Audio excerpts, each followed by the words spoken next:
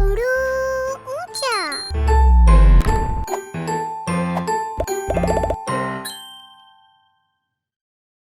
आपने अपने इर्द गिर्द बहुत से जानवर और दरख्त देखे होंगे।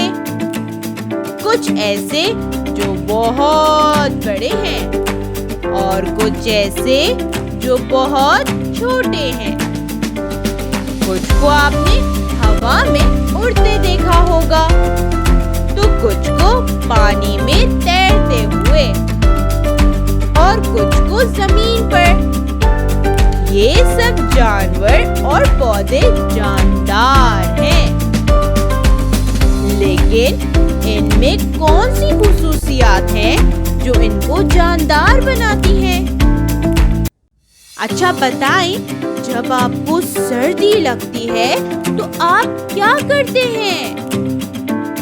जी, कंबल ओढ़ लेते हैं और बारिश में छतरी ले लेते हैं और धूप में काला चश्मा पहनते हैं।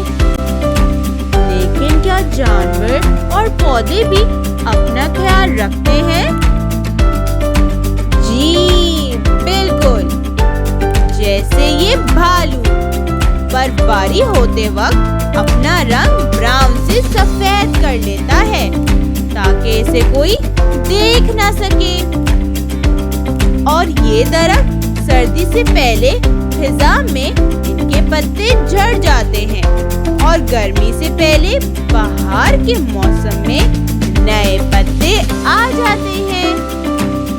जैसे कि ऊंट सहरा में पानी न मिलने की वजह से अपने हम यानी कोहान में पानी जमा कर लेते हैं